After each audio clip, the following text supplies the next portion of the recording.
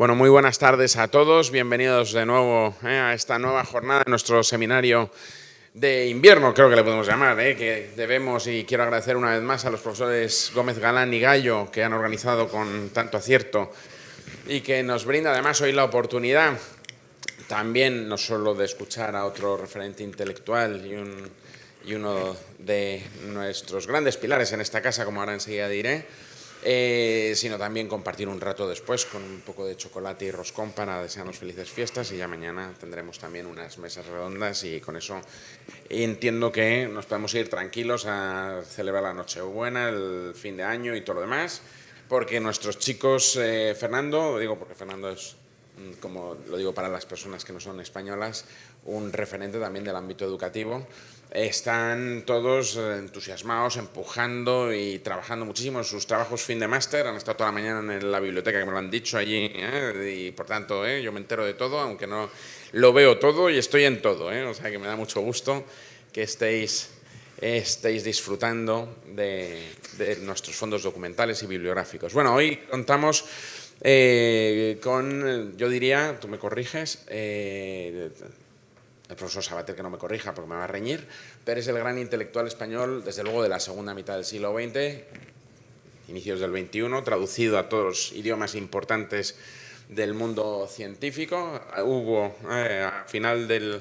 Ustedes no habían nacido, pero yo recuerdo que cuando yo estaba terminando la carrera coincidió con el 2001, el cambio de milenio, y salió en un momento dado, no recuerdo qué periódico, quien eran los intelectuales y las personas más traducidas a otros idiomas, y el número uno era Fernando Sabater, que tiene un ramillete de libros por los que hemos pasado todos, de una manera u otra, y por tanto, como van a ver enseguida, un hombre de una mente privilegiada y absolutamente brillante, ¿no? Ayer teníamos aquí a Florentino Portero y yo les contaba cómo estuvo en los inicios del instituto, cuando ni siquiera existía este edificio, sino en la calle Génova. De esa época también, en cierta manera, participó el profesor Sabater, que está muy vinculado a los primeros profesores de este instituto, a mi propio maestro, a Juan Pablo Fusi, que fue director entre el 96 y 2001, si yo no recuerdo mal. Tiene una cosa muy simpática, digo, para que vean ustedes el azar en la historia. Sabater, los Gabilondos, Iñaki y Ángel, Julio Medem, los Querjeta, Fusi, todos nacen en no más de 100 metros cuadrados, más o menos, ¿no? En 100 metros en torno a la calle Gurtubay, me parece, ¿no? Que es la tuya. Garibay en San Sebastián, y cuando uno pasea por ahí, esto es muy de Juan Pablo, que como historiador me dice: mira, Antonio, aquí estábamos todos, que eran cuando tenían 12 y 13 años, en la esquina del Banco Guipuzcoano, antes de salir a jugar al fútbol. Él, en realidad, se forma con los jesuitas, de esto también puedo hablar, tiene unos libros de memorias fantásticos. Los otros, casi todos, si yo no estoy equivocado, se forman en ese colegio que había al lado de la catedral, ¿no?, de San Sebastián. Sí, bueno, el colegio de la calle de Aldapeta, los marianistas. Esto es de los marianistas, y por tanto, digamos, ahí tenemos un grupo de personas que van a conformar la cultura de la transición, diría yo, en términos como historiador en este sentido, y por tanto, digamos, también desde el punto de vista de la importancia de los entornos, que es algo, como sabéis, que os vengo insistiendo desde inicio de curso, que este es un entorno, a mi modo de ver, que procuramos que sea privilegiado para pensar, para trabajar, para crear academia con grandes académicos y digamos, grandes profesores, que ven, ahí viene el profesor Gallo peleando con el frío, y por tanto sí hay un ejemplo, ¿no?, de entornos que crea el azar en torno, en este caso, a una manzana o dos de San Sebastián. Este es un entorno feliz. Quiero dar muy especialmente las gracias a la Comunidad de Madrid, hoy aquí representada también, porque nos ha ayudado a organizar este seminario que hoy va sobre la cooperación para el desarrollo, una realidad multidimensional. En fin, vais a tener una conversación a propósito de las diferentes vicisitudes que afecta a esta cuestión. Ayer el profesor Tino Portero, entiendo que hizo el esquema general de qué pasa en el mundo, ¿no?, en términos globales de geoestrategia internacional, y por tanto, profesor Gallo, ¿cómo está usted? Y por tanto yo simplemente quería estar esta tarde aquí para agradecer una vez más a los profesores Gallo y Gómez Galán su excelente organización del seminario, al profesor Sabater, que no es que le quiera dar la bienvenida porque está a su casa y por tanto ha estado hace unos días aquí en un acto con Alfonso Guerra, el que fue vicepresidente del gobierno y volverá seguro dentro de nada a cualquier otra cosa. Por tanto, digamos, es una de las personalidades a las que estamos acostumbrados a ver a lo largo del tiempo en este espacio y sobre todo, más que a ver, a escuchar, porque ya verán ustedes que no da puntadas sin hilo, así que disfrútenlo y luego conversamos durante el chocolate y el roscón y seguimos tranquilamente pasando la tarde y comentando lo que seguro ahora va a ser de toda enjundia. Muchísimas gracias y que disfruten ustedes. Gracias a ti.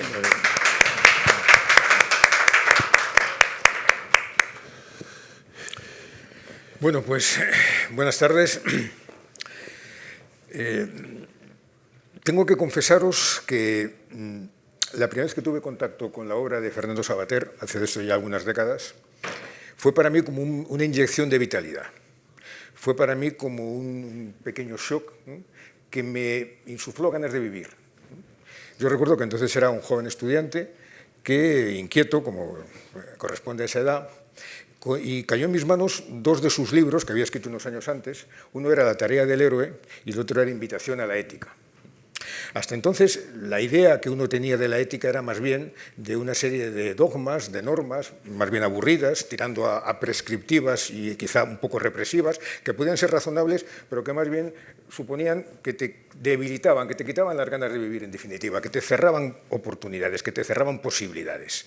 La obra de Fernando Sabater fue todo lo contrario. Fue precisamente insuflar esa vitalidad que entonces uno tenía, pero que se podía multiplicar, porque en esos años precisamente te sobran energías para poder hacerlo, pero que yo creo que me ha dejado una huella, me ha dejado a partir de entonces un rastro que me ha acompañado a lo largo de mi vida, en vida profesional y profesional hasta ahora. Porque hubo algunas de las cosas, entre otras, que me llamaron la atención en su obra, en estos dos libros que comentaba. Una de ellas era que, sobre todo, entendíamos la ética como algo que te fortalecía, como algo que era que te multiplicaba, algo que te daba un aliento, era como una especie de aliento vital, un aliento vital que generaba en nosotros, en los que los leíamos, en aquellas personas que estábamos interesados por tener un comportamiento ético, se generaba, digamos, una fuerza propia, lo que podríamos decir un ideal de fuerza alegre, que creo que hasta esas palabras fueron tuyas en el libro, si no recuerdo mal, lo de el ideal de la fuerza alegre, me suena que era una de las expresiones que utilizabas. Y precisamente eso era una de las cosas que más me atrajo en su momento de la obra de Fernando Sabater, que entonces empezaba a conocerla, luego ya la conocía algo mejor, pero en esa época empezaba a conocerla. Otra de las cuestiones importantes era que esto estaba directamente relacionado con la razón ilustrada. No se trataba de la fuerza propia, de la fuerza alegre sin más, sino que era una fuerza que de alguna manera estaba canalizada, impulsada y fundamentada por la razón ilustrada. Se trataba que las decisiones que tomamos, que las elecciones, que la acción en definitiva, porque la ética se basa en la acción, esa acción tiene que estar justificada y se puede justificar a través de la razón. Y otra de las características que más también me impresionó, a los que teníamos y seguimos teniendo una preocupación por lo social, era su compromiso insobornable con la democracia, con lo que es la dignidad humana plasmada en un régimen democrático, en un sistema democrático. Bien, a lo largo como decía, de los años posteriores, pues tuve ocasión de leer otros libros suyos, no solo de ética, me recuerdo de ética, pues Ética para Amador, que es uno de los libros más conocidos y que más traducidos está y que más se encuentra uno en las librerías de diferentes países cuando viaja, y también, bueno, pues Ética como amor propio, otro de los que también se centra sobre la ética, pero tiene una obra muy larga, como decía Antonio López Vega, una obra, en fin, pues, yo creo que más de 100 publicaciones, más de 100 libros, y por tanto, bueno, yo os animo a que la conozcáis, los que la conocéis, que creo que sois la mayoría, pero que los que podáis conocerle, tengáis ocasión de conocerla mejor, que lo hagáis, ¿no? Bueno, a partir de ahí, la relación con Fernando Sabater, pues ha sido una relación, en fin, en la que cuando hemos necesitado su apoyo, su ayuda, nos escribió algún prólogo en libros que hemos publicado o cuando nos apoyara en nuestra labor de solidaridad, los que trabajamos en Cooperación para el Desarrollo, siempre le hemos encontrado como una persona atenta a poder respaldar aquellas iniciativas que hemos tenido en ese ámbito. Además de eso, creemos, por tanto, que es una persona comprometida no solo con la democracia, como decía, sino también con la solidaridad en un sentido amplio. Y por eso hemos querido invitarle, y hemos tenido la suerte de que pudiera acompañarnos esta tarde, para reflexionar conjuntamente sobre algo que creo que a los que estamos trabajando en Cooperación al Desarrollo no solo nos preocupa, sino que lo necesitamos de una manera, yo creo que activa. Quienes trabajamos en Cooperación para el Desarrollo, tanto en el ámbito teórico y conceptual como en el ámbito práctico, nos hacemos muchas preguntas. Tenemos que desenvolver nuestra labor, tanto digamos, en lo que tiene que ver con la reflexión, pero sobre todo en lo que tiene que ver con la práctica, en escenarios geográficos muy variados, no solo geográficos y humanos, que nos suscitan muchas preguntas. Queremos acertar, queremos hacer las cosas bien, y eso no siempre es fácil, y queremos precisamente hacer las cosas de una forma bien desde el punto de vista ético. Y de ahí que hayamos querido pues, que nos acompañara esta tarde para poder reflexionar con él sobre algunas de las preguntas que nos hacemos sobre cómo actuar. Yo creo que la ética y el cómo actuar son algo que va directísimamente relacionado. Por tanto, si queremos actuar de manera adecuada conforme a una ética real, a una ética profunda, no una ética superficial de catecismos, de dogmas, de normas, sino una ética que se basa precisamente en la dignidad humana entendida de manera profunda, creo que tenemos que hacernos esas preguntas e intentar por lo menos acercarnos a algunas respuestas válidas. Por eso está con nosotros Fernando Savater esta tarde, y la idea que nos ha sugerido, yo creo que con mucho acierto, es que más que una conferencia clásica, una charla, en fin, convencional, que tenga un diálogo con nosotros que le permita pues, intercambiar opiniones y, por tanto, bueno, pues que podamos tener un intercambio de ideas, en fin, de posibilidades, de sueños también y de alguna forma ilusiones para tratar de acertar en lo que es una vida que, a partir de una ética entendida como vitalidad, como tratar de vivir y de vivir con una fuerza que nos permita ser nosotros mismos, el querer ser con todas sus consecuencias, el que llevar hasta el final lo que somos, en el mejor sentido del término, pues que precisamente nos pueda ayudar a tomar precisamente esas decisiones cuando sea el momento de tomarlas. Así que lo que vamos a hacer es una pequeña introducción por parte de Fernando, que va a durar pues, en torno a lo que tú consideres, 15 minutos, 20, lo que tú consideres adecuado. Y a partir de ahí tendremos un diálogo. Primero le haré yo alguna pregunta, pero lo que yo quisiera, y él también lo que pretende, es que el diálogo sea generalizado y que podamos participar todos en un diálogo común. Así que cuando quieras, Fernando, lo podemos hacer. Muchas gracias. Bueno, buenas tardes a todas, todos. Y efectivamente, yo lo que quiero es charlar con vosotros. Ya hace tiempo, me jubilé hace muchos años como catedrático.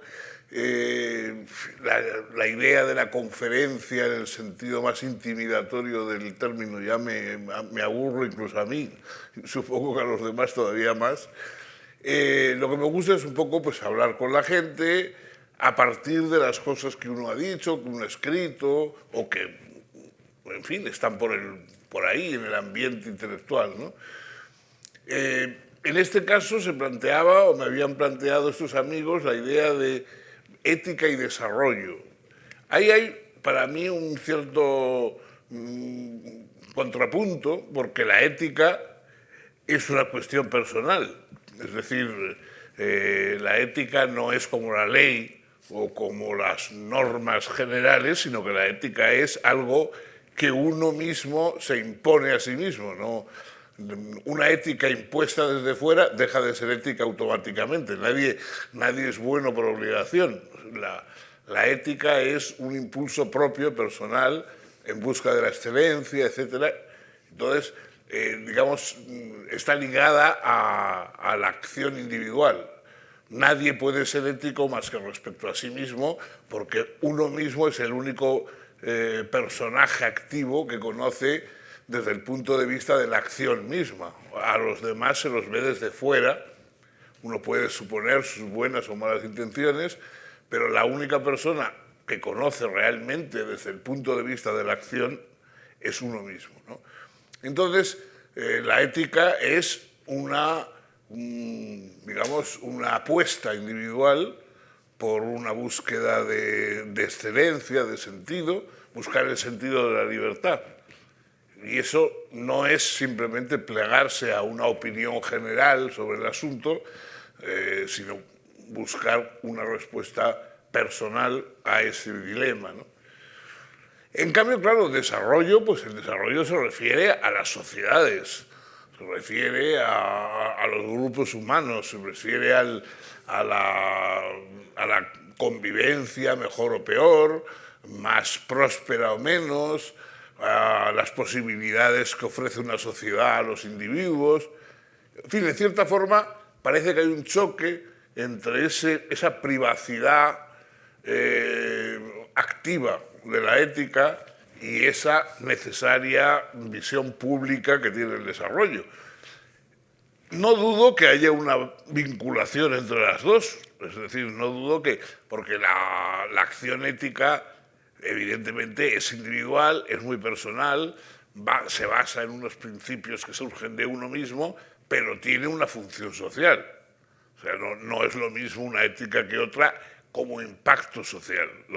Las personas que de alguna manera alcanzan una razonable excelencia ética tienen un impacto social mucho más positivo que las personas que se olvidan completamente de la perspectiva ética, ¿no? Entonces, la ética tiene una perspectiva social, pero claro, nadie es ético para desarrollar al país, es ético para desarrollarse a uno mismo, es ético para alcanzar unas cotas mayores de humanidad y de virtud uno mismo, ¿no? Antes comentaba Manuel la idea de que efectivamente la ética está relacionada con la fuerza, con el desarrollo de lo más fuerte que hay en nosotros. La palabra virtud viene del latín vir, que significa la fuerza viril, la fuerza del guerrero.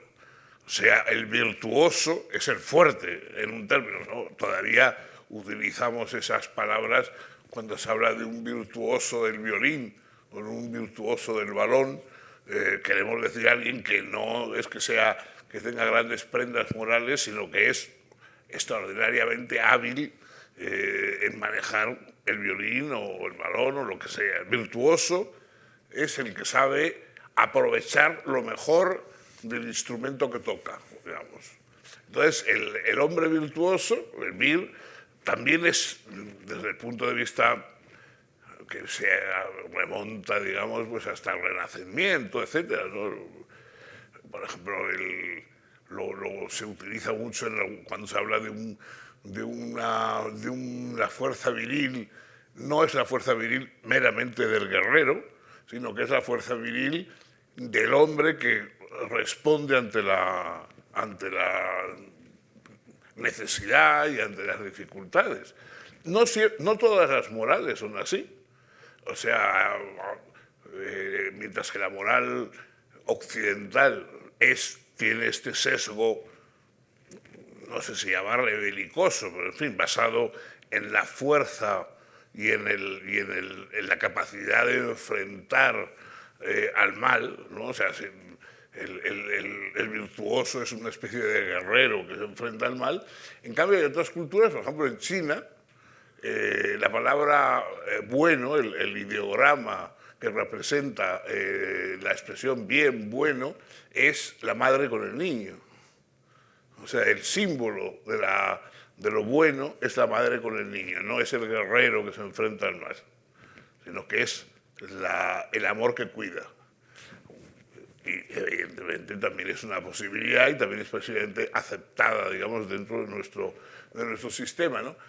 Entonces, ¿cómo se encaja esto en esa visión del desarrollo como prosperidad de la sociedad, como empuje a la sociedad para que se convierta en algo lo más provechoso posible para la mayor cantidad de gente posible?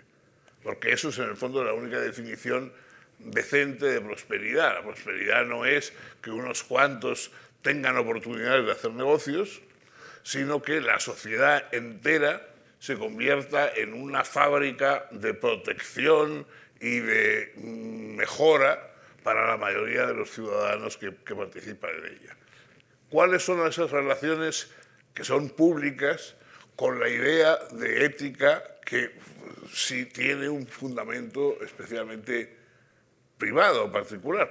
Y eso es lo que yo quisiera ver, a ver cómo lo encajamos, cómo lo planteamos, ¿no? Sí, lo podemos encajar, yo creo, partiendo un poco de experiencias directas que hemos tenido en el ámbito del desarrollo, sobre todo la cooperación al desarrollo. Recuerdo que en uno de tus libros vienes a decir que el corazón de la ética es el reconocimiento, ¿no? El reconocimiento del otro, ¿eh? El reconocimiento en el otro, ¿eh? No el reconocimiento del otro sin más, sino en el otro. La confirmación de uno mismo con otro objeto infinito, con otro yo, con otro semejante, que te confirma precisamente tu apertura a lo posible, no lo necesario, ¿no?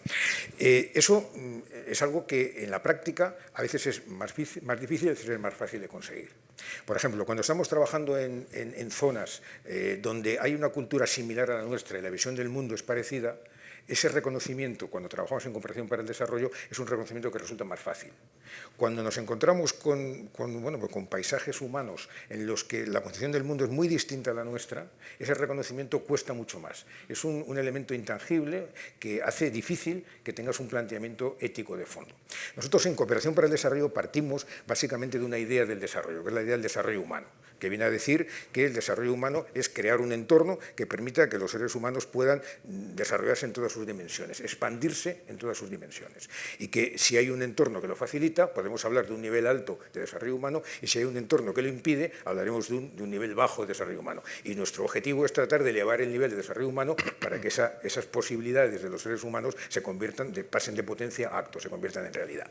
Pues bien, cuando partiendo de esa idea del desarrollo humano tratamos de llevarlo a la práctica y encontramos que la posibilidad de reconocernos en el otro es más fácil, nuestro trabajo también es más sencillo, más fácil y suele dar mejores resultados, es más fructífero. Pero cuando nos encontramos con esa barrera intangible, que es que no acabamos de necesitar esa confirmación en el otro porque está muy lejos de nosotros, y el otro tampoco necesita su confirmación en nosotros porque también nos ve muy lejos o nos ve algo muy distante y distinto a lo que somos, a partir de ahí, digamos, se quiebra ese planteamiento ético de fondo y es mucho más difícil trabajar en cooperación. Ahí podríamos hacer un paralelismo quizá con la migración. Se dice muchas veces que el problema no es la migración en los países receptores de migración, sino que el problema es la integración. Cuesta mucho más integrar a los migrantes cuando tienen una concepción del mundo muy diversa a la nuestra y, por tanto, este mismo fenómeno al que me refiero se da con mucha más dificultad. Mientras que cuando están más cercanos a nosotros, porque su concepción del mundo es similar, se puede dar la integración y con la integración también un planteamiento, digamos, de reconocernos en el otro, no solo del reconocimiento del otro. Pues bien, eso es una cosa que sí me gustaría que pudiéramos quizá profundizar un poco. O sea, ¿cómo crees que podríamos superar esa barrera para poder llegar a reconocernos en el otro cuando el otro está lejos, ¿no? Por razones, en fin, de concepción del mundo, por razones ideológicas o hasta por razones mucho más pedestres y pragmáticas, como puede ser intereses más de bajo vuelo, ¿no? Cuando eso se da, ¿cómo crees que podríamos intentar superar esa barrera ética para poder reconocernos en el otro? Bueno, efectivamente hay una barrera, digamos, de costumbres, de prohibiciones, en fin, hay países que de alguna manera tienen, no sé, las mujeres que ir cubiertas en unas partes del cuerpo y en cambio en otros países hay partes de ese cuerpo que pueden ir descubiertas sin ningún problema moral y hay alimentos que no pueden tomarse en determinadas épocas y en cambio en otras sí, en fin, hay una serie de, si me permiten ustedes, un poco supersticiones éticas que difieren en un país y en otro. O sea, la parte de superstición ética sí que difiere y sí que hay costumbres a veces incluso sorprendentemente distintas de un país a otro. Pero en cambio, si vamos a lo fundamental, no hay ningún país, ni antiguo ni moderno, ni salvaje ni civilizado, que haya preferido la mentira a la verdad. Nunca. O sea, en ningún país se ha dicho es mejor mentir que decir la verdad. Jamás. Siempre se ha dicho lo contrario en todas las culturas, que ustedes imaginen. En todas las culturas siempre ha sido preferible decir la verdad a la mentira. Nunca ha habido un país ni una cultura, ni una sociedad que haya valorado más la cobardía que el valor. Nunca. No hay países que recomienden ser cobarde, no hay países que minusvaloren el coraje, no. Siempre se ha considerado que es preferible el coraje a la cobardía, que es más aconsejable, que es más necesario. No hay ningún país en el mundo, ni antiguo, ni moderno, ni lo que ustedes quieran, que piense que la avaricia y la necesidad de acumular bienes a costa de otros es mejor que la generosidad. No existe ningún país, ninguna cultura, ninguna moral en el mundo que privilegie la avaricia frente a la generosidad. Y así podemos encontrar una serie de universales morales. Existen esos universales. Existen universales morales que se dan en todas las culturas y en todos los países, de cada caso con la formulación adecuada a la cultura del país. Entonces, ¿en qué se basan esos universales morales? Los universales morales se basan en el rechazo de la debilidad. Es decir, nadie es cobarde por debilidad. Nadie es cobarde por fuerza. Nadie es mentiroso porque se siente fuerte. Nadie es avaro porque se siente fuerte. Todas esas cosas son debilidades. Incluso nosotros, en nuestro lenguaje habitual, decimos que alguien tenía debilidad por el juego, o debilidad por la bebida, o debilidad por las mujeres, si es un hombre. Quiere decir, tiene una debilidad, es decir, tiene algo por lo que la vida le puede atrapar y le puede disminuir. Nadie dice que tiene una debilidad por el coraje. No, el valor no es una debilidad. O sea, los verdaderos puntos positivos morales no son debilidades, son formas de fuerza. Por eso, de ahí la relación con Vir, con la fuerza del guerrero. Mientras que, en cambio, no quiero decir vicios, digo, pues esos otros puntos flacos, ¿no?, que tenemos son debilidades. Entonces, ninguna cultura, es verdad que las culturas son muy diversas y que hay que ver, unos comen unas cosas y otros otras, y unos se cubren unas partes del cuerpo y otras otras, etc. Pero ninguna sociedad recomienda la debilidad, ninguna. Lo que son debilidades de conducta, de comportamiento, de carácter, nunca son recomendados por ninguna sociedad. Ni las más ajenas a nosotros recomiendan las debilidades. Y en cambio, al contrario, más bien encomiendan la fuerza, lo que representa la fuerza, lo que representa la posesión de uno mismo, el coraje. Entonces yo creo que eso es un poco la respuesta a lo que tú planteabas. Es verdad que cuando entramos en contacto con una sociedad que tiene unos rituales, digamos, distintos a nosotros, pues bueno, tenemos que intentar adaptar y respetar las diferencias, etc. Pero todas esas diferencias, aunque sean respaldadas incluso con castigos, como si fueran grandes inmoralidades, en el fondo no tienen nada que ver con la moral. Por supuesto, la moral humana no tiene nada que ver con que la gente se tape unas partes del cuerpo u otras, se descubra unas partes del cuerpo u otras. La moral no tiene absolutamente nada que ver con eso. Eso es como si dijéramos que la moral tiene que ver con el color del pelo. Nada, o sea, la gente es moral o inmoral sin que tenga nada que ver con una serie de cosas que, bueno, eso, pues, que el viernes hay que comer no sé qué y el jueves... Bueno, muy bien, lo que sea costumbre, pero la moral no tiene nada que ver con eso. Ni tiene nada que ver con que las personas vayan tapadas de una manera o destapadas de otra. Nada que ver. Lo único que tiene que ver son las cosas importantes, es decir, lo que somos, lo que hacemos, lo que queremos de la vida. Eso sí es importante, lo otro nada, lo otro no tiene ninguna importancia. Pero bueno, hay que respetarlo porque, pues, de alguna manera, pues, por respeto a las costumbres, a la forma de vivir, todos pues procuramos de alguna manera respetar la forma de vivir de otros, adaptarnos a lo que los otros consideran más justificado, y bueno, y no provocar innecesariamente ni de alguna manera, pues, en fin, ofender, ¿no?, a otros.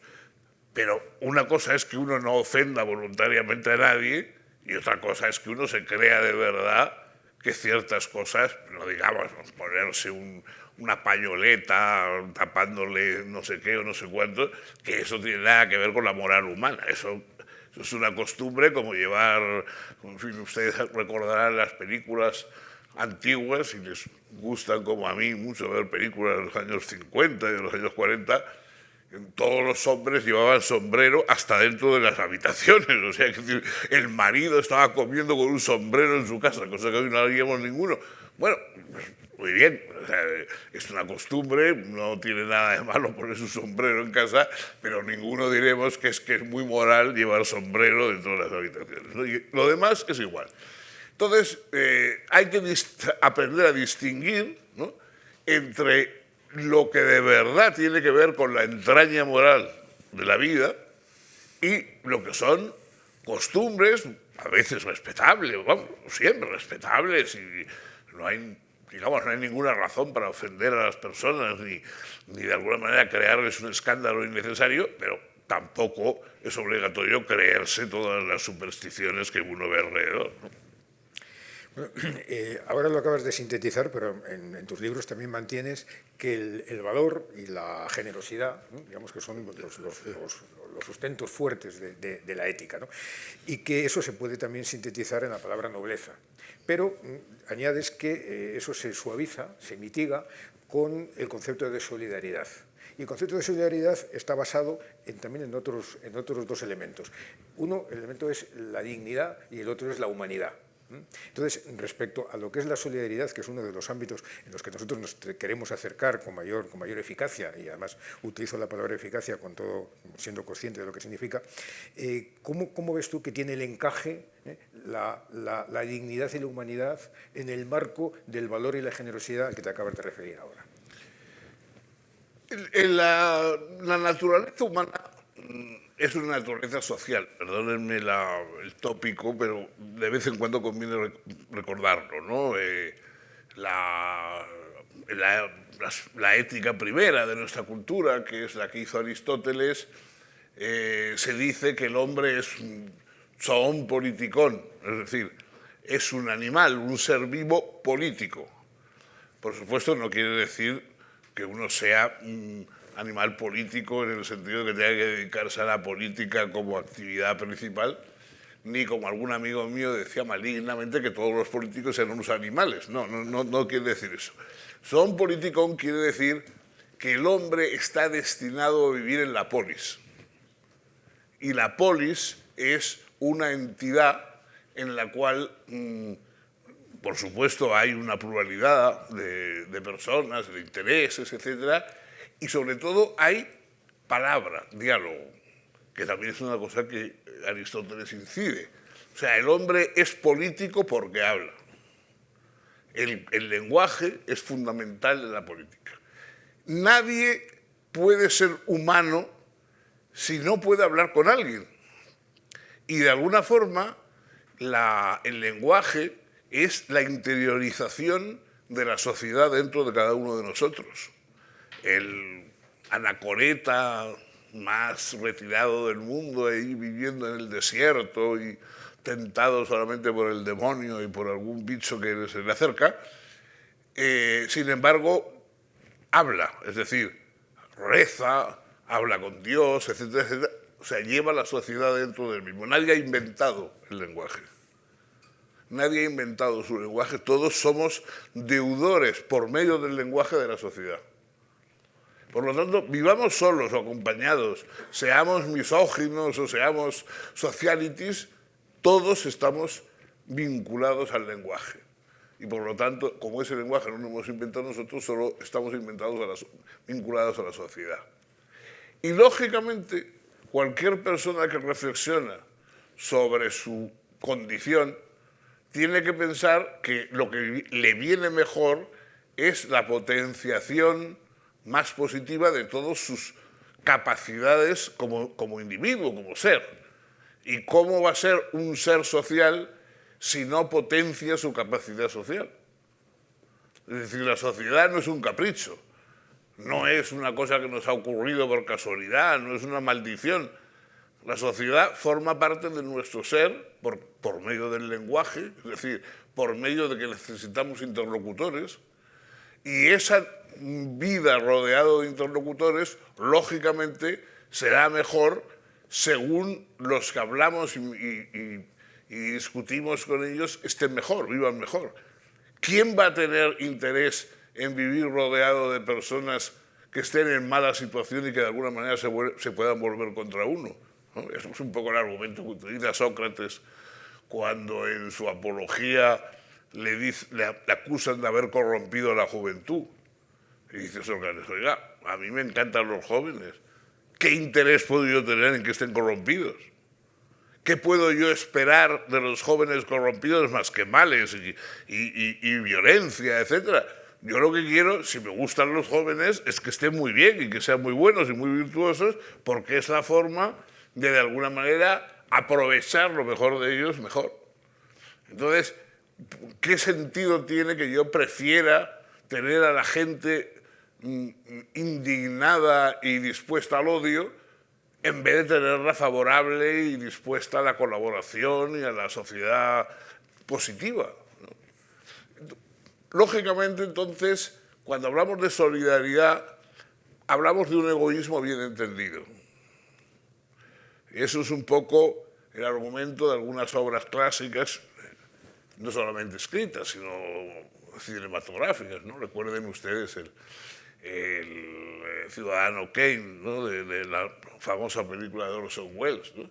Alguien que cree que el triunfo es un triunfo puramente personal. La acumulación, el pisotear al vecino, a los amores, a tal, pasar a arrollarlo todo para desarrollar su propia personalidad. Y, sin embargo, al final de la vida, cuando llega el momento definitivo, se da cuenta de que todo eso no le colma, no le satisface. Y lo que recuerda es el mundo de su infancia, cuando él jugaba y vivía en un mundo de amor y en un mundo de cariño y no en un mundo de competencia y de deseo de apoderarse de lo del vecino. Pues bueno, eso es un poco lo que pasa. Es decir, no hay que suponer que a todo el mundo hay que exigirle una enorme generosidad y un enorme renunciamiento. La ética no es renunciamiento. O sea, esa visión que hay de que lo más moral es lo que nos duele y nos perjudica, etc., no tiene nada que ver con la moral de verdad. La moral, al contrario, es buscar lo que es mejor para cada uno. Lo que pasa es que lo que es mejor para cada uno no siempre es lo que parece mejor desde el punto de vista social. O sea, ser como Kane, como el ciudadano Kane, no es lo mejor del mundo. Vivir en un palacio rodeado de cajas llenas de cosas que ni siquiera le da tiempo a abrir, no es un ideal después de haber perdido todas las relaciones y todos los amores y todas las amistades, etcétera, en la vida. O sea, nadie elegiría en el fondo, si fuera consciente, semejante tipo de vida. ¿No? Nadie elegiría el vivir rodeado de odio, pero con muchas cosas, que vivir rodeado de amor, aunque sean menos cosas. Entonces, en realidad, la ética es una reflexión sobre el querer. O sea, dice, yo creo que el verdadero mensaje de la ética es: haz lo que quieras, pero piensa lo que quieres. O sea, haz lo que quieras, pero no crees que quieres lo que quieren los de a tu alrededor, sino piensa tú lo que tú quieres. Piensa tú lo que verdaderamente tú quieres, y eso sí, búscalo con la mayor ferocidad y con el mayor egoísmo. Lo que tú quieres, no lo que quieren los otros. Y a lo mejor lo que tú quieres es lo que los otros consideran desprendimiento o generosidad, ¿no? Voy a seguir con el diálogo con Fernando, pero lo que me gustaría es que empezaran ya a participar los demás, ¿no? Voy a plantearte una última cuestión ya para dar paso a que participéis todos, ¿no? Una de las cosas que más me gustan de tus libros es precisamente la vinculación, el entronque que haces entre la ética y la literatura y el cine, ¿no? Sobre todo, además, la literatura en el amplio sentido del término, desde la literatura homérica hasta la novela negra norteamericana de finales de la segunda mitad del siglo XX, ¿no? En ese sentido, los ejemplos, cuando hablamos del héroe, cuando hablas del héroe, en el sentido ético del término, está reflejado, según tú, y creo que es así, en la literatura y en el cine más que en los manuales de ética convencionales, ¿no?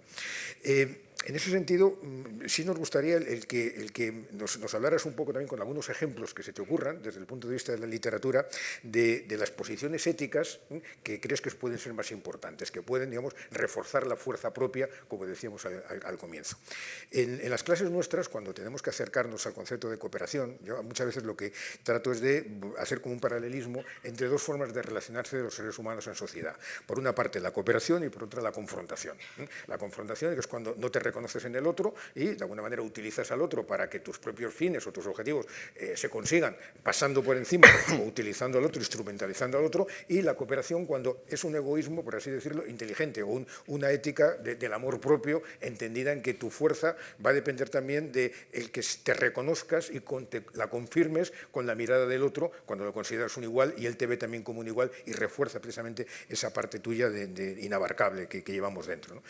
En ese sentido, ¿cómo crees tú que, por ejemplo, que podríamos ser más expresivos a la hora de plantear las ventajas de la cooperación sobre la confrontación, ilustrándolo con algún ejemplo de la literatura o del cine que se te ocurra así de manera así espontánea? Bueno, yo creo que es decir, claro, los profesores de ética, expresión tremenda, pero en fin, los que hemos dedicado y hemos tenido que vivir dando clases de ética, evidentemente podéis imaginar que no es que los profesores de ética seamos modelos de ética en modo alguno, ni cosa por el estilo, sino que hemos intentado aclarar los conceptos que se refieren a la ética. Entonces, una de las formas de aclarar esos conceptos no es escribir, digamos, dogmas, sobre todo prohibitivos en el cielo. No matarás, no fornicarás, no robarás, no sé qué tal. Esos dogmas, que bueno, digamos, están bien en el sentido de relacionarlos con culturas y con movimientos, tal, pero eso en el fondo no tiene mucho que ver con la ética. No tiene mucho que ver con la ética porque la ética siempre es de circunstancias irrepetibles. Todos somos morales o inmorales con circunstancias irrepetibles que se dan en un momento, no con valores generales. O sea, hay ocasiones en que dar una limosna puede ser peor que robarle al pobre su dinero, porque las circunstancias son las que mandan. Y en circunstancias determinadas, a veces lo que parece un acto generoso es un acto vil, y en cambio lo que parece un acto brutal es un acto generoso, ¿no? Piensen ustedes ahora, por ejemplo, que hay un poco en fin, la cosa de no maltratar a los niños, en fin, no utilizar la violencia con los niños y tal. Hay un caso histórico que es Helen Keller. Helen Keller fue una americana que nació sordomuda y era un ser, digamos, que había acumulado tal rencor y tal ferocidad en su situación de sordomuda y de que se había convertido en una plaga para sus padres, para todos los que rodeaban, era una especie de animal salvaje.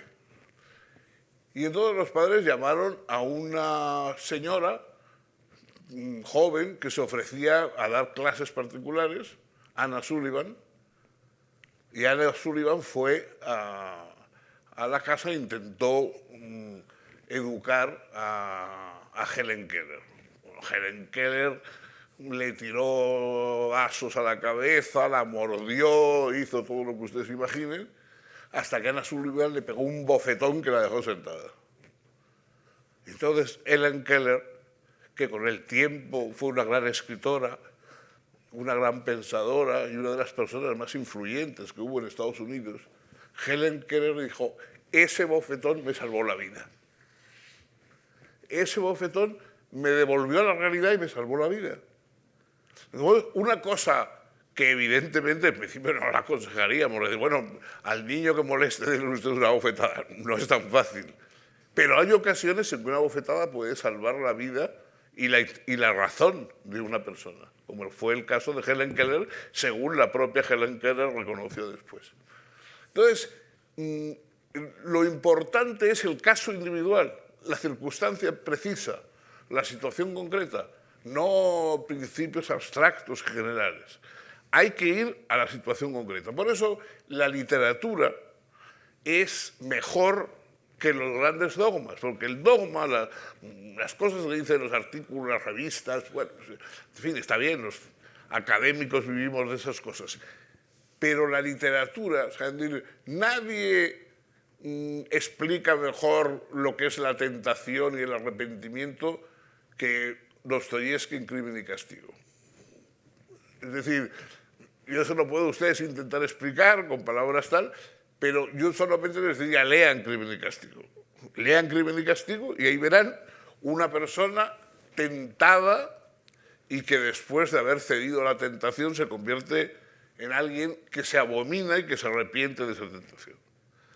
Y los grandes libros, las grandes obras de teatro, etcétera, están normalmente basados en esos problemas morales. No es que los resuelvan, porque en el fondo la vida continúa. O sea, es decir, nadie resolvemos todos nuestros problemas morales. Intentamos defendernos de ellos, mejorar en nuestra conducta, pero, en fin, no.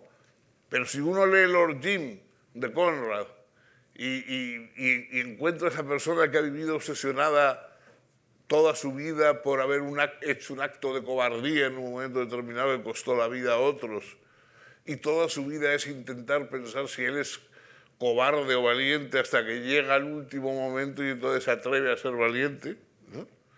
Y muere con la satisfacción de decir, no, no soy cobarde, ¿no? Bueno, todas esas cosas no se pueden explicar desde fuera. La literatura lo explica mejor. En fin, ¿qué profesor de moral mejor que Shakespeare, ¿no? con sus reflexiones morales, ¿no? Piensen, por ejemplo, en Macbeth. Cuando el rey Duncan está durmiendo en casa de Macbeth y a Macbeth le han contado que él, si mata al rey, se va a convertir en rey, por su parte. Y Lady Macbeth, que es la mala, la mala de la historia. Entonces, en esa época todavía las mujeres no siempre eran buenas como ahora, a veces eran malas. Entonces, Lady Macbeth pues está diciendo, pues, sube, mátale, está dormido. Y Macbeth le dice, mira, yo no puedo, o sea, no puedo subir y matar a un viejo amigo mío que está en mi casa, convencido de que yo soy su amigo, y además es mi rey, ¿cómo puedo matarlo? Y entonces Lady Macbeth le dice, bueno, pues menudo guerrero me has salido, menudo guerrero estás hecho. Tú que vas por ahí haciendo batallas y matando gente y tal, y ahora resulta que tienes miedo de subir y matar a un viejo indefenso. Y entonces le dice Macbeth, yo me atrevo a lo que se atreva un hombre. Quien se atreve a más ya no lo es. Es decir, ser humano, ser hombre tiene unos límites. Entonces, si yo me atrevo a más que eso, me atrevo a comerme un semejante o a meterlo en un campo de concentración y en una cámara de gas y tal, entonces ya dejo de ser humano. No es que me esté atreviendo a demasiadas cosas como hombre, sino que me estoy saliendo de las posibilidades humanas del hombre. Esas cosas son las que cuenta la literatura. Y bueno, solo les puedo recomendar que lean mucho. Bueno, tenéis la palabra. Preguntas, comentarios, cosas que queréis que, en fin, que compartir con Fernando Savater para que os dé su opinión. Por favor.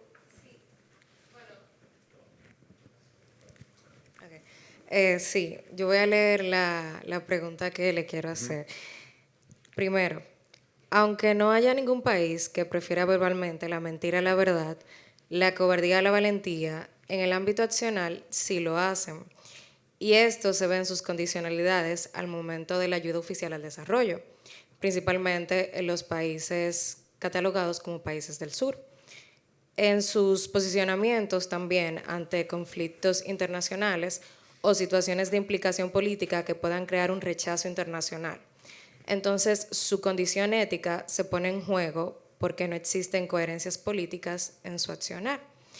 Y aunque la ética está ligada a una acción individual, la ética es regida por las sociedades al igual que la moral. Debido a que si en la sociedad no haces lo socialmente establecido como ética, pues rompes el norte de lo políticamente correcto. Entonces la pregunta es, ¿cómo se mide la ética a nivel personal y también en la sociedad?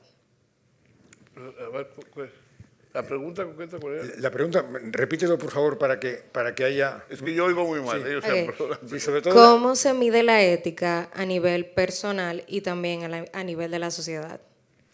¿cómo se vive? Es la pregunta, ¿no? Se mide. ¿Cómo se mide? De medir, de medición. ¿Cómo se mide la ética? Bueno, es que la ética solo se vive. Es decir, o sea, la ética no es el cumplimiento de un código como el código de la circulación. O sea, la ética es una forma de vida, efectivamente, como dices. O sea, la persona ética vive, no piensa qué principios tengo, cuál voy a aceptar y cuál voy a rechazar. No, vive de una manera determinada. O sea, la ética es una forma de vida que consiste en considerar los motivos y las razones que tengo para utilizar mi libertad. En vez de utilizar mi libertad al capricho, a la imitación de lo que veo alrededor, la ética es la que utiliza la libertad en un sentido determinado y de acuerdo con una forma de vida determinada. Desde el punto de vista colectivo, la persona ética no se preocupa demasiado. Es decir, ético no es el que está de acuerdo con lo que le rodea y que pregunta a los demás qué os parece, hago bien, ¿no? O esa gente que dice, bueno, yo seré bueno cuando todo el mundo sea bueno. Si los demás no son buenos, yo no. Pero cuando todo el mundo sea bueno, yo también seré bueno. No. La persona ética no espera a nadie. Es ética ya. O sea, tú puedes, por ejemplo, digamos, políticamente decir, bueno, yo quiero desarrollar un partido político, un grupo, un sindicato, lo que sea, entonces voy a reclutar gente y tal, y a ver si dentro de 1 año o 2 años puedo tener un partido político. Pero tú no puedes decir, yo voy a ser ética y moral dentro de 2 años. Antes no, pero dentro de 2 años ya voy a ser... No. O sea, la ética es siempre la forma de vida en ese momento. Es decir, es un compromiso con el momento, con la realidad. Lo que decían los griegos, ¿no? el hic Rhodus hic salta. Aquí está cuando contaban una anécdota de un señor que decía, pues yo un día cuando estuve en Rodas pegué un salto de 50 metros de alto. Y entonces el otro le contestó, no, aquí está Rodas, venga, salta ahora. O sea, pues la ética es así. Es decir, no me cuentes lo que vas a hacer, no, hazlo, a ver cómo lo haces, ¿no? Más preguntas, por favor.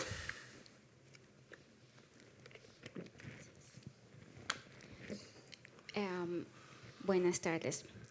Desde el postdesarrollo se nos invita a reflexionar sobre el concepto de desarrollo y la manera en que los pueblos lo conciben y lo asumen. Sí, a ver si puedes leerlo Sí, con si un quieres, o si quieres, ven aquí, o acércate si para que quieres, te oigamos mejor. Mira, acércate un poquito y así ya te oiremos mejor. Eso. Gracias. Bueno, pues mi pregunta va en torno a lo siguiente. Desde que se plantea el tema del postdesarrollo, se nos invita mucho a reflexionar sobre el desarrollo y la forma en la que los pueblos pues, lo conciben, lo asumen y lo implementan como en cada uno de los países y en sus políticas. Y creo que hoy vivimos una incertidumbre constante sobre los acontecimientos que nos rodean en torno al tema del desarrollo. Entonces mi pregunta es la siguiente. Sobre estas circunstancias, no las voy a mencionar porque creo que todas y todos acá las conocemos. ¿Cuáles aspectos en torno a la ética nos pueden guiar en la gestión de estos tiempos inciertos? O sea, la pregunta es general, ¿no? Que en los tiempos actuales inciertos, teniendo, digamos, como referencia el desarrollo humano, ¿qué principios nos pueden guiar? Esa es un poco tu pregunta, ¿no? Para poderla sintetizar. Es así, ¿no? Sí, correcto. Vale, pues me alegro. Hombre, mira, no hay es decir, los decálogos están bien, digamos, como una inspiración más o menos, en fin, el más famoso de todos, pues tenemos ahí los 10 mandamientos como una pauta muy general, pero en realidad todas las pautas están vinculadas, como yo decía antes, con la situación actual, es decir, con el momento que uno vive. La visión general es esas frases que vienen de muy antiguo, que es no hagas a los demás lo que no quieres que hagan a ti. Es decir, una de las formas mejores de moral es ponerse en el lugar del otro. Es decir, si yo estuviera en su lugar, ¿qué me gustaría? ¿Me gustaría comportarme así o así? ¿Qué quisiera yo de alguien si me encontrara en la situación que esta persona?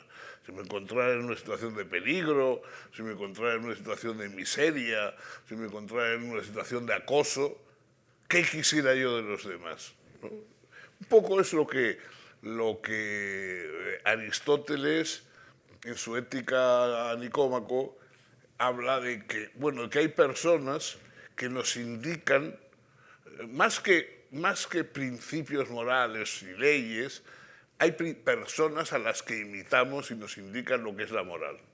O sea, si tú quieres saber qué es el valor, piensa en quién quisieras tener a tu lado cuando estás en peligro. O sea, es decir, más que una definición del hombre valiente, ¿quién quisieras tú tener a tu lado cuando estás en peligro?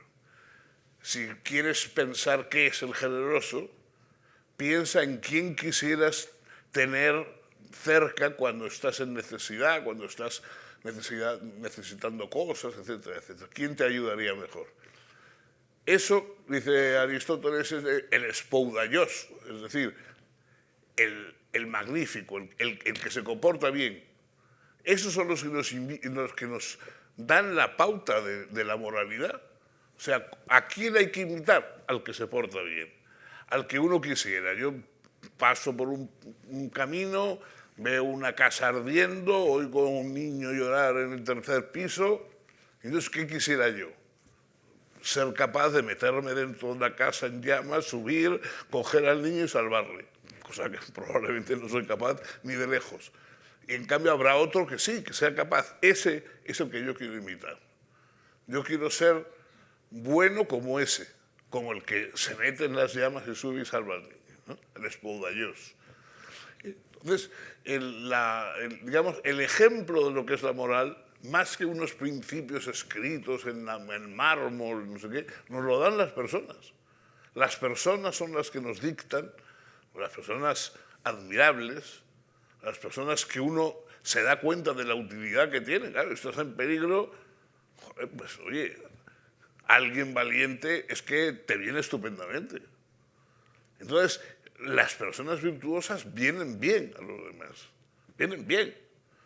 Son lo que uno quisiera. Lo que uno quisiera es que cuando hay un incendio alguien siempre subiera a salvar al niño. No nos quedáramos abajo diciendo, hay que ver qué cosas pasan. No, y nos subiera y salvar al niño. Entonces, digamos, la persona ética es eso que los demás piensan, qué bien estaría que alguien hiciera esto. ¿No? Aunque yo no sea capaz. ¿No?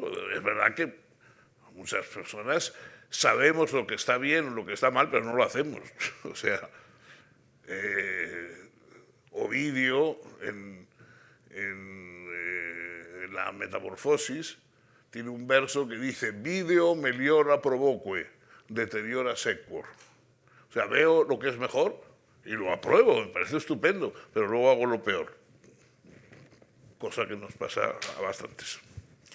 Con esto último que has dicho, estaba pensando en que siempre has tenido digamos, una vocación muy determinada sobre las novelas de aventuras, en relación con las novelas. Siempre te han gustado mucho, en tu autobiografía, bueno, en tu libro de Memorias Parciales lo comentas, y siempre que tienes ocasión pues te he escuchado o he leído que lo comentabas, ¿no?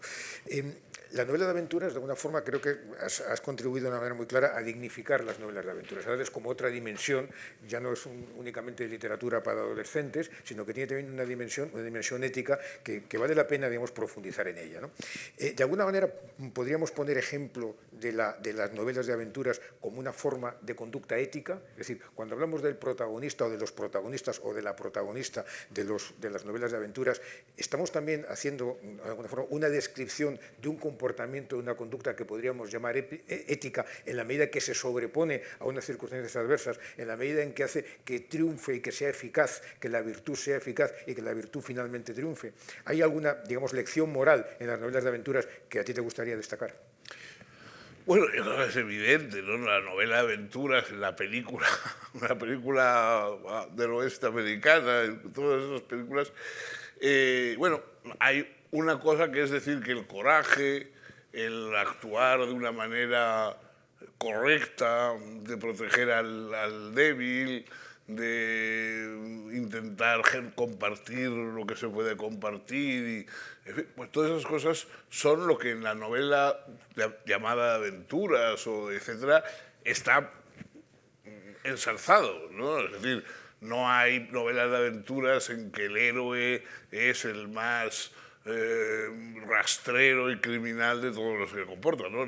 Hoy hay un tipo de narración que efectivamente a veces, ¿no?, en ciertas películas de gángsters, etcétera, el más malo es el que sale adelante, pero en general la novela de aventuras no... o el cuento simplemente, el cuento de hadas, ¿no? El cuento de hadas es el cuento en el que parecía débil, Pulgarcito, etcétera, etcétera, se impone al más fuerte. Chesterton tiene un artículo muy bonito sobre los personajes de los cuentos, ¿no?, en que dice, bueno, a veces se dice que, claro, el personaje del cuento, Pulgarcito, el gato con botas, etcétera, en el fondo, al final, emplean la violencia para matar al ogro, matar al gigante, no sé qué, claro, entonces eso parece que es una lección negativa, un elogio de la fuerza, dice Chesterton, pero no, en realidad es un elogio del valor, no de la fuerza. Si el cuento elogiase la fuerza, el ogro se comería siempre al niño. Es decir, porque eso es la fuerza. O sea, es decir, el ogro, el lobo, el gigante aplastarían al enemigo. La idea de que en vez de aplastarlo sean ellos los que sufren las consecuencias de las circunstancias indica que hay una forma de defenderse de la fuerza que no es siempre fuerza.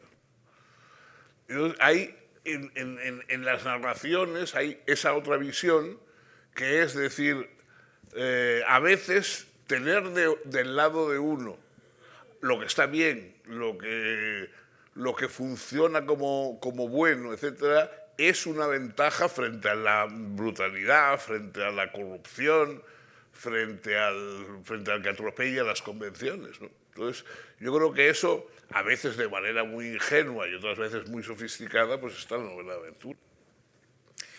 Bueno, vamos a ir ya en la última parte del coloquio de esta tarde. Vamos a ver alguna pregunta más, algún comentario. Buenas tardes. Me llama la atención el ejemplo que usted puso sobre Crimen y Castigo. Viendo la trayectoria de este personaje, cómo empieza desde una necesidad y empieza una culpa desde antes de cometer el crimen. Empieza una culpa, pero justificado en esa necesidad, comete el crimen.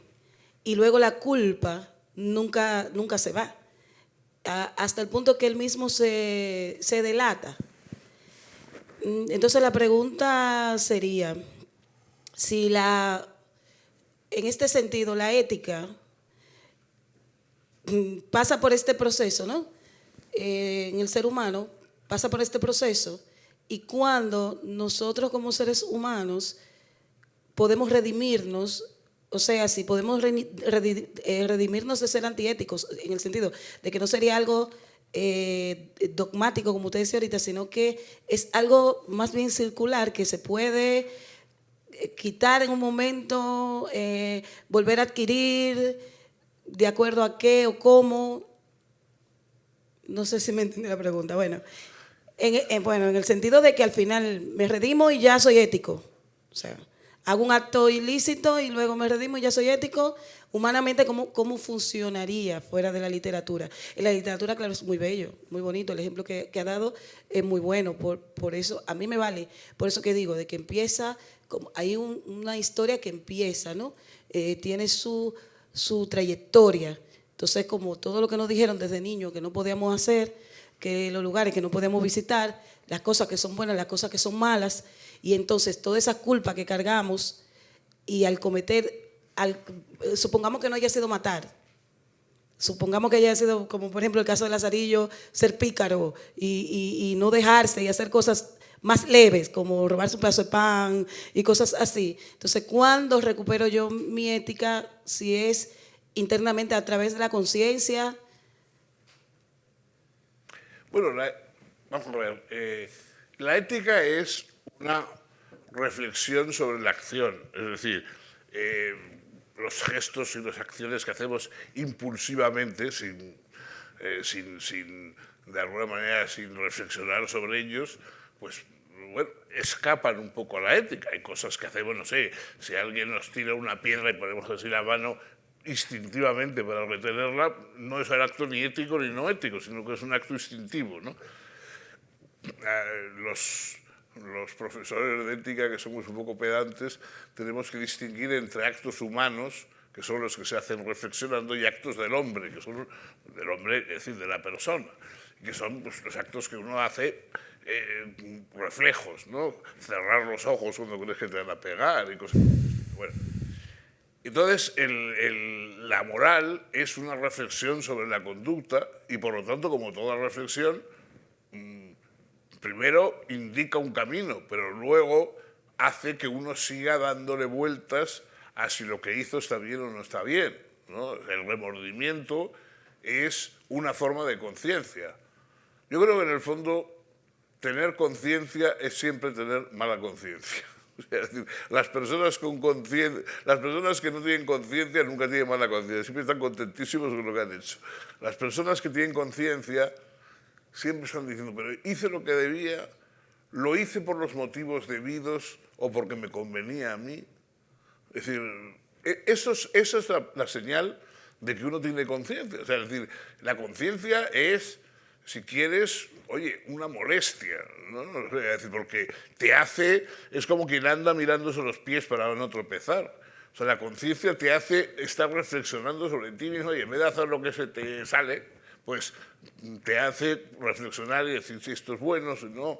Sí, esto parece bueno, todo el mundo lo ha tomado como muy bueno, pero en el fondo yo lo he hecho porque me convenía. Tal.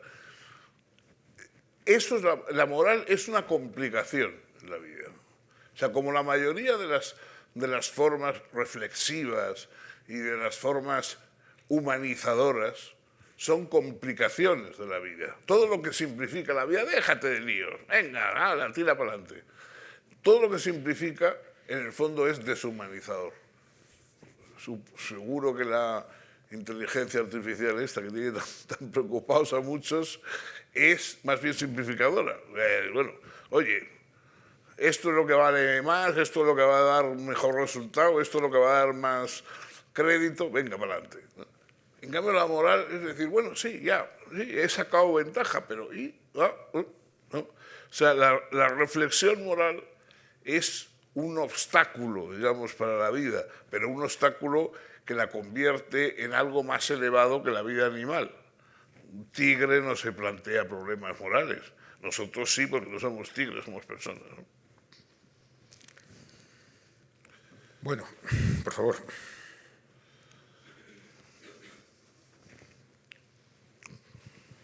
Hola con todos y con todas. Partiendo de la reflexión y ejemplificación acerca de los actos viles y generosos, el robarse la limosna para darle comida a un indigente seguramente que vale la pena. En la cooperación internacional, ¿es un acto vil o generoso las condiciones que pone en este caso el país a los países receptores? ¿Es un acto vil o un acto generoso? Mira, los que son actos, digamos, de países, de grandes, de sociedades, etcétera, escapan a la ética y se convierten en actos políticos. Es decir, hay actos políticos, por ejemplo, que un país muy desarrollado ayude a otro menos desarrollado, facilite su desarrollo, no se aproveche de su situación inferior, etc.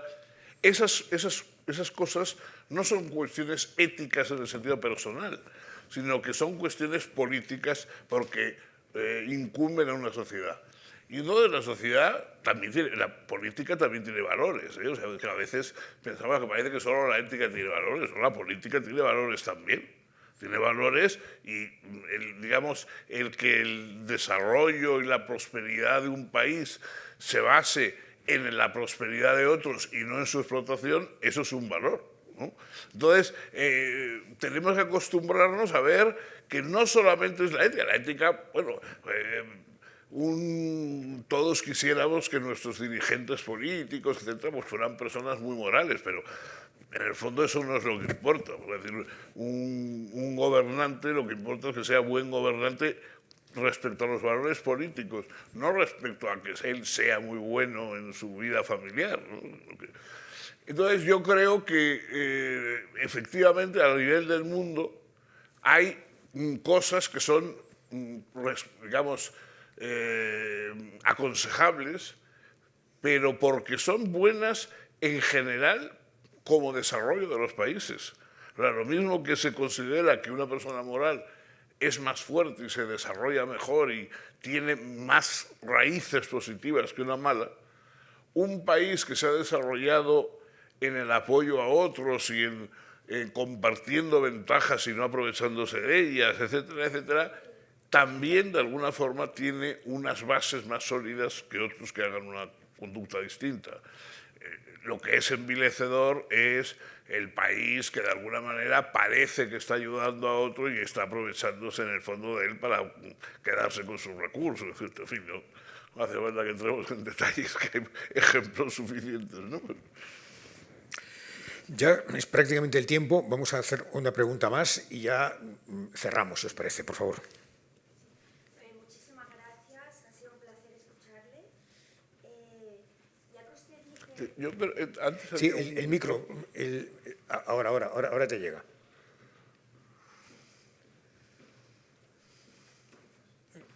Gracias, Pedro. Muchísimas gracias.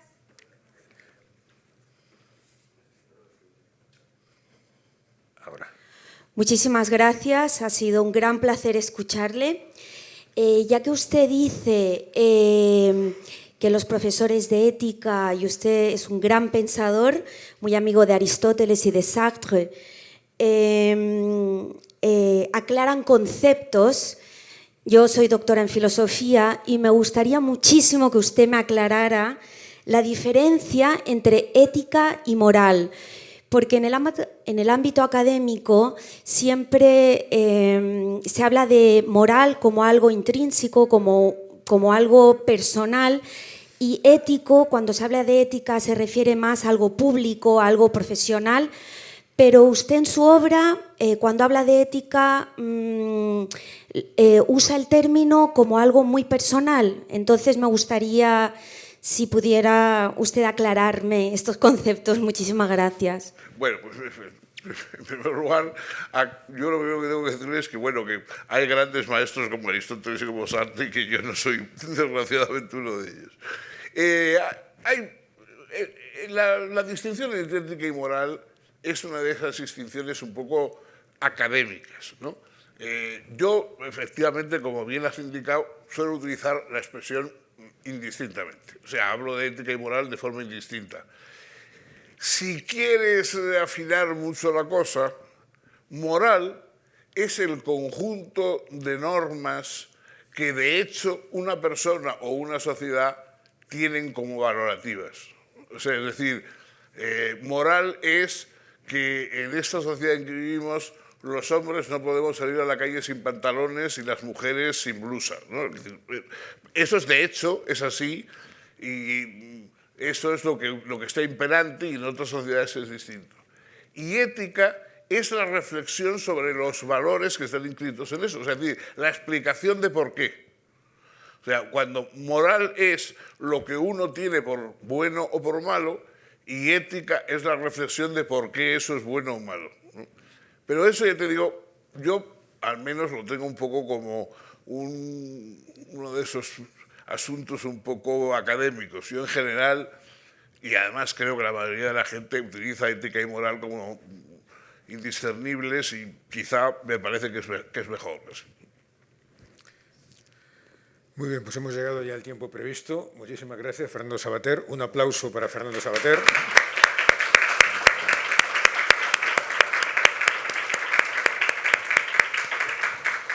Y ahora vamos a hacer un breve descanso y celebraremos a continuación con una chocolatada y un roscón el fin de trimestre. Bueno.